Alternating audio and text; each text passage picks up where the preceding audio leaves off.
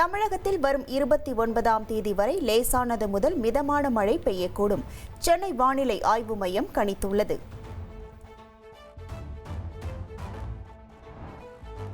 வரும் அக்டோபர் 14ஆம் தேதி தமிழக சட்டப்பேரவை கூடுகிறது. சபாநாயகர் அப்பாவு அதிகாரப்பூர்வமாக அறிவித்தார்.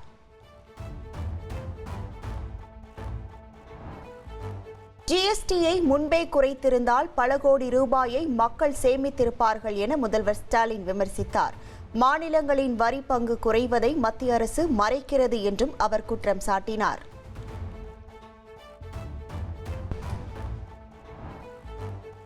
சென்னை அண்ணா அறிவாலயத்தில் திமுக எம்பிக்கள் ஆலோசனை கூட்டம் நடைபெற்றது. குளிர்கால கூட்டத்தொடர் குறித்து திமுக எம்பிக்களுடன் முதலமைச்சர் ஸ்டாலின் ஆலோசித்தார்.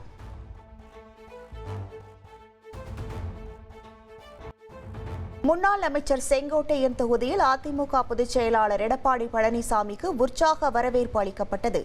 மக்களை காப்போம், தமிழகத்தை மீட்போம் பிரச்சாரத்திற்காக ஈரோடு மாவட்டம் கோபிச்செட்டிப்பாளையம் வழியாக எடப்பாடி பழனிசாமி நீலகிரிக்கு பயணம் மேற்கொண்டார்.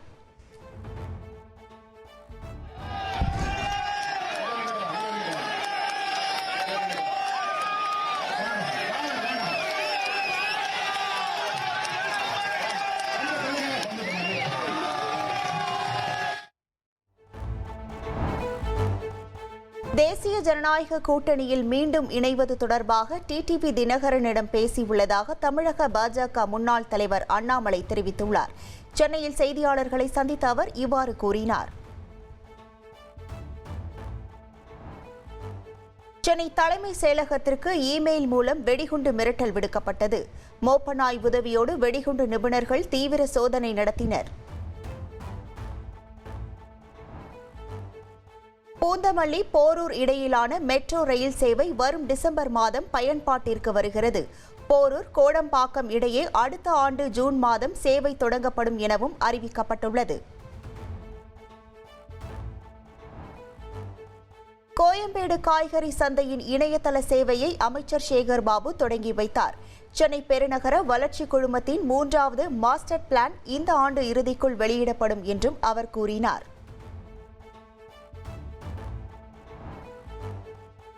பேக்கிங் செய்து விற்கப்படும் சப்பாத்தி பரோட்டாவுக்கான ஜிஎஸ்டி குறைக்கப்பட்டுள்ளது.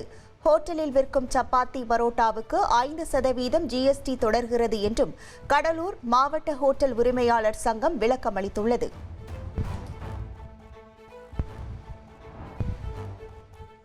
மதுரை மாவட்டம் சொக்கானூரணியில் அமைந்துள்ள ஐடிஐ கல்லூரி விடுதியில் மாணவனை ராகிங் செய்த சக மாணவர்கள்.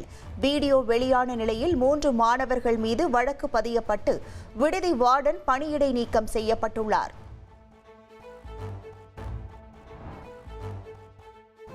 மலையாள நடிகர்கள் துர்கல் சல்மான், பிரித்திவ்ராஜ் வீடுகளில் சுங்கத்துறை அதிகாரிகள் சோதனை நடத்தினர். பூட்டான் நாட்டின் வழியாக கார் இறக்குமதி செய்தது தொடர்பாக விசாரணை நடைபெற்றது. நாமக்கல்லில் கோழிப்பண்ணை அதிபர் வீட்டில் வருமான வரித்துறை அதிகாரிகள் திடீர் சோதனை நடத்தினர். பினான்ஸ், சிட் ஃபண்ட் நிறுவனங்களிலும் சோதனை நடைபெற்றது.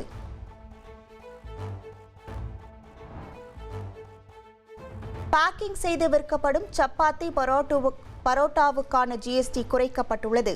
ஹோட்டலில் விற்கும் சப்பாத்தி பரோட்டாவுக்கு 5% ஜிஎஸ்டி தொடர்கிறது என்றும் கடலூர் மாவட்ட ஹோட்டல் உரிமையாளர் சங்கம் விளக்கமளித்துள்ளது.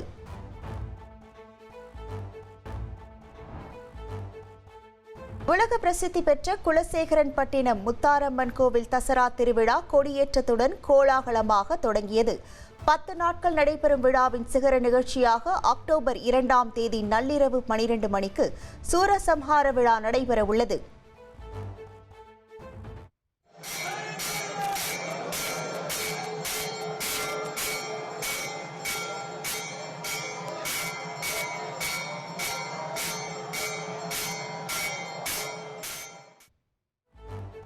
துர்கா பூஜையையொட்டி கொல்கத்தா ஜெகத் முகர்ஜி பார்க்கில் அமைக்கப்பட்ட பந்தல் சமூக வலைதளத்தில் ட்ரெண்ட் ஆகி வருகிறது. செயற்கை நுண்ணறிவு தொழில்நுட்பம் வரமா சாபமா என்ற கருப்பொருளில் பூஜை பந்தல் அமைக்கப்பட்டிருக்கிறது. 2023ஆம் ஆண்டுக்கான தேசிய திரைப்பட விருதுகள் வழங்கும் விழா இன்று மாலை 4 மணிக்கு நடைபெறுகிறது. இதில் பிரபல மலையாள நடிகர் மோகன்லாலுக்கு தாதா சாஹேப் பால்கே விருது வழங்கப்பட உள்ளது.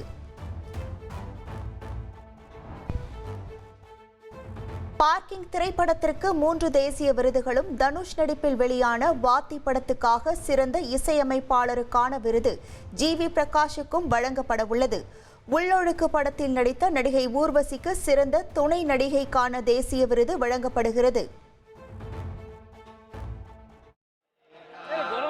சிங்கப்பூரில் ஸ்கூபா டைவிங்கின் போது உயிரிழந்த அசாம் பாடகர் ஜூபின் கர்க்கின் உடல் அரசு மரியாதையுடன் கவுஹாத்தியில் தகனம் செய்யப்பட்டது. பிரியாவிடை கொடுக்கும் விதமாக அவரது இறுதி ஊர்வலத்தில் லட்சக்கணக்கான ரசிகர்கள் பங்கேற்றனர்.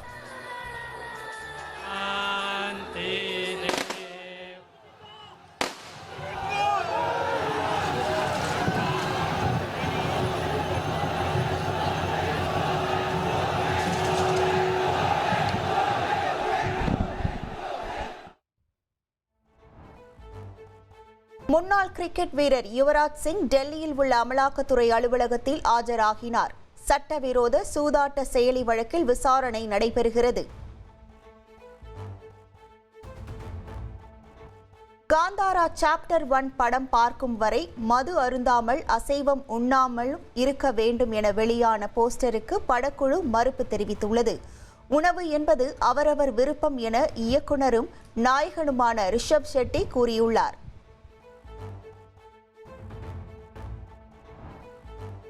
பாலிவுட் நடிகர் ரன்பீர் கபீர் மீது நடவடிக்கை எடுக்க மும்பை போலீசாருக்கு தேசிய மனித உரிமைகள் ஆணையம் அறிவுறுத்தியுள்ளது. நெட்ஃபிளிக்ஸ் ஷோவில் தடை செய்யப்பட்ட சிகரெட்டை எச்சரிக்கை வாசகம் ஏதுமின்றி பயன்படுத்திய குற்றச்சாட்டில் சிக்கியுள்ளார்.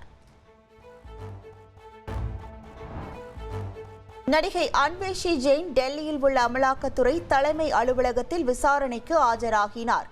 சட்டவிரோத சூதாட்ட செயலி பண மோசடி தொடர்பாக நடிகையில் அதிகாரிகள் விசாரணை நடத்துகின்றனர்.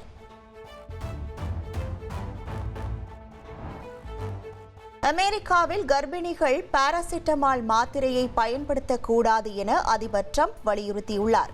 கர்ப்பத்தின் போது பாராசிட்டமால் பயன்படுத்தினால் குழந்தைகளுக்கு ஆட்டிசம் பாதிப்பு ஏற்படக்கூடும் என்றும் ட்ரம்ப் தெரிவித்துள்ள நிலையில் அறிவியல் பூர்வமாக நிரூபிக்கப்படாத கருத்தை கூறியிருப்பதாக மருத்துவர்கள் எதிர்ப்பு தெரிவித்துள்ளனர்.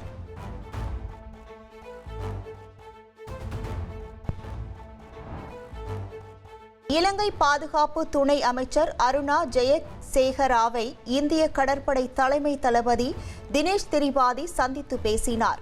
கடல்சார் பாதுகாப்பை வலுப்படுத்துவது, இரு நாட்டு ராணுவ வீரர்களும் கூட்டு பயிற்சி மேற்கொள்வது தொடர்பாக முக்கிய ஆலோசனை. இஸ்ரேலுக்கு ஆயுதங்கள் அனுப்பப்படுவதை கண்டித்து இத்தாலியில் பாலஸ்தீன ஆதரவாளர்கள் போராட்டத்தில் ஈடுபட்டனர். மிலான் நகரில் போராட்டக்காரர்களை கலைக்க கண்ணீர் புகை வீசப்பட்டதால் பரபரப்பு நிலவியது.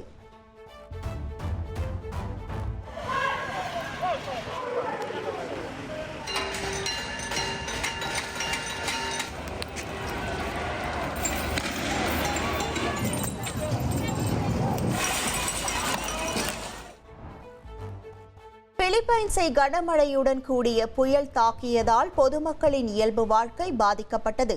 தெருக்கள், சாலைகளில் தண்ணீர் தேங்கியதால் வாகன ஓட்டிகள் கடும் சிரமத்துக்கு ஆளாகினர்.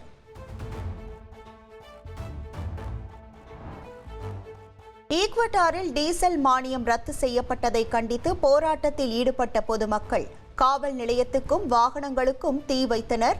மக்களின் தன்னெழுச்சியாக போராட்டம் எதிரொலியாக 7 மாகாணங்களில் அவசர நிலை அறிவிக்கப்பட்டுள்ளது. இலங்கை பாதுகாப்பு துணை அமைச்சர் அருணா ஜெயசேகராவை இந்திய கடற்படை தலைமை தளபதி தினேஷ் திரிபாதி சந்தித்து பேசினார். கடல்சார் பாதுகாப்பை வலுப்படுத்துவது, இரு நாட்டு ராணுவ வீரர்களும் கூட்டு பயிற்சி மேற்கொள்வது தொடர்பாக முக்கிய ஆலோசனை. ஆசிய கோப்பை கிரிக்கெட் தொடரின் சூப்பர் 4 சுற்றில் இன்று பாகிஸ்தான் மற்றும் இலங்கை அணிகள் மோதுகின்றன. இரு அணிகளுக்கும் இது வாழ்வா சாவா போட்டி என்பதால் எதிர்பார்ப்பு அதிகரித்துள்ளது. கால்பந்து உலகின் உயரிய விருதான பலோன் டி ஓர் விருதை பிரான்ஸ் வீரர் உஸ்மைன் டெம்பேல் வென்றார். ரசிகர்கள் அவருக்கு உற்சாக வரவேற்பு அளித்த நிலையில் வானவேடிக்கை முழங்க பாரிஸ் நகர் விழாக்கோலம் பூண்டது. மகளிர் பிரிவில் பார்சிலோனா வீராங்கனை ஜடானா பான்மேட் தொடர்ந்து 3வது முறையாக பலோன் டி ஓர் விருதை வென்று வரலாறு படைத்துள்ளார். ஹாட்ரிக் விருதை பெறும் முதல் வீராங்கனை என வரலாறு படைத்ததோடு ரொனால்டோவின் சாதனையையும் முறியடித்தார்.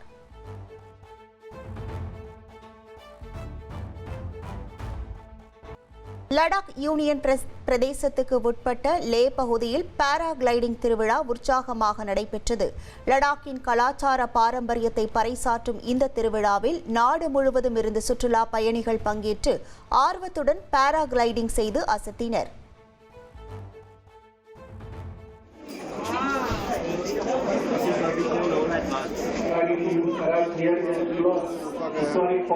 ऊपर देखी भाई ये जो पैराग्लाइडिंग शो था वो भी स्टार्ट हो गया। वो वाली जो हिल है वहाँ से इन्होंने भी उड़ान भरी है और यहाँ पे ये लैंड करेंगे ग्राउंड में।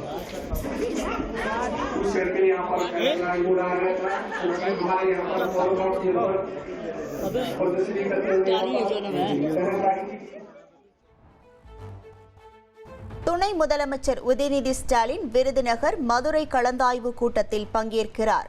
மதுரை விமான நிலையத்தில் துணை முதல்வர் உதயநிதிக்கு திமுக தொண்டர்கள் வரவேற்பு அளித்தனர்.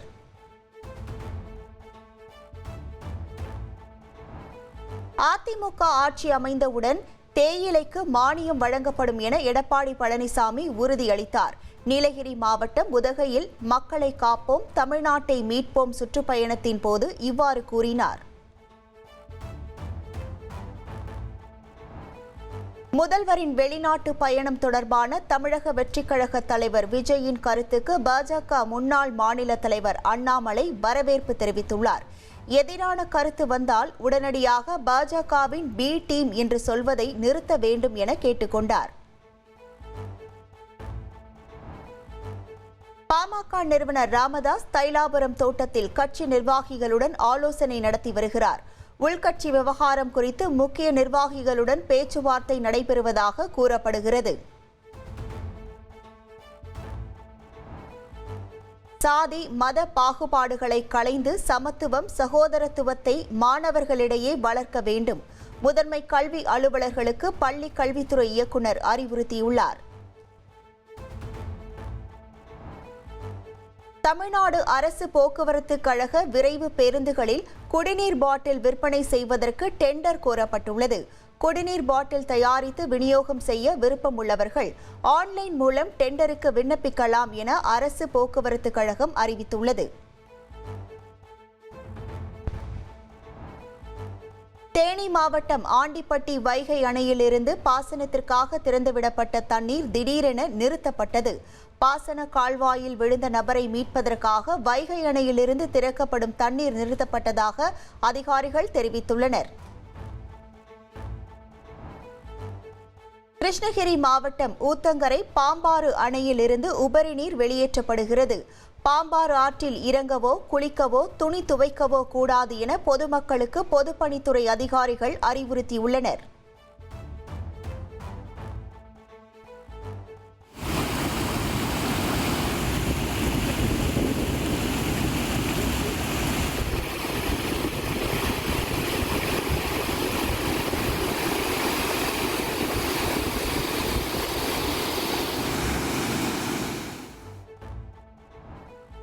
ஹோசூர் கெலவரப்பள்ளி அணையில் இருந்து வெளியேற்றப்படும் தண்ணீரில் குவியல் குவியலாக பொங்கி வழியும் ரசாயன நச்சு நுரைகள். துர்நாற்றம் வீசுவதோடு மாசு அடைந்த நீரை பயன்படுத்தினால் விளைநிலம் பாதிக்கப்படுவதாக விவசாயிகள் கவலை தெரிவித்தனர்.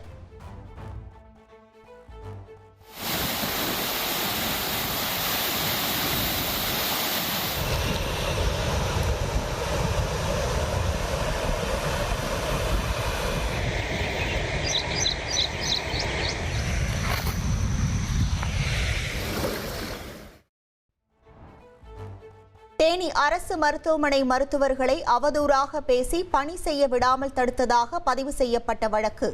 மருத்துவர் பாதுகாப்பு சட்டத்தின் கீழ் திமுக நகர துணை செயலாளருக்கு 7 ஆண்டுகள் சிறை தண்டனை விதித்து தேனி மாவட்ட நீதிமன்றம் தீர்ப்பு வழங்கியுள்ளது. கரூர் மாவட்டம் மாயனூரில் ஆக்கிரமிப்பில் இருந்த 2 மண்டபங்கள் இடித்து அகற்ற காரணமானவர்கள் வீட்டில் துப்பாக்கி சூடு நடத்தப்படும் என மிரட்டல் விடுத்த சம்பவம்.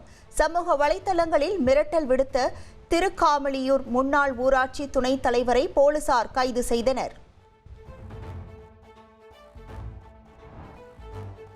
சென்னை குரோம்பேட்டை சிஎல்சி மற்றும் தாம்பரம் ராஜாஜி சாலையில் ஆக்கிரமிப்பு கடைகள் ஜேசிபி மூலம் இடித்து அகற்றப்பட்டு வருகின்றன.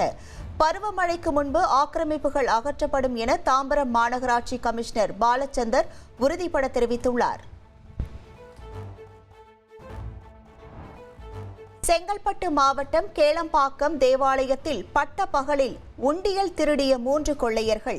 உண்டியல் காணிக்கையை திருடிய 3 கொள்ளையர்களை விரட்டி பிடித்த பொதுமக்கள் தர்ம அடி கொடுத்து போலீசாரிடம் ஒப்படைத்தனர்.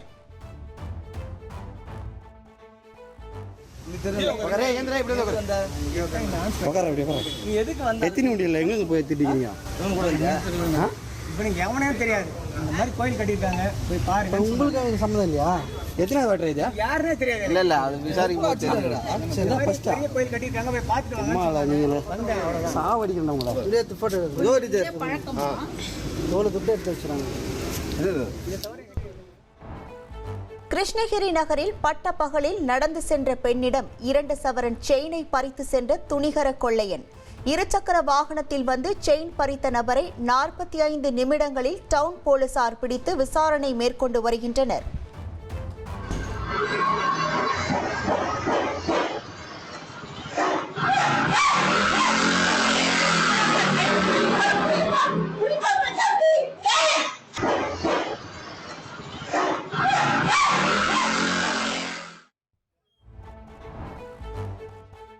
கேரள மாநிலம் பெரும்பாவூர் அருகே வீட்டின் முன் இருந்த மரத்தின் மீது ஏறிய 10 அடி நீள ராட்சத மலைப்பாம்பை வனத்துறையினர் லாவகமாக பிடித்தனர்.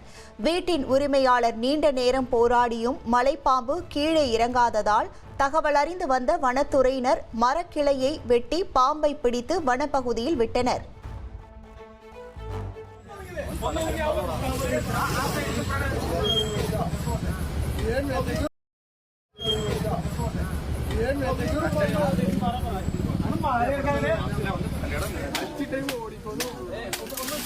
ஓ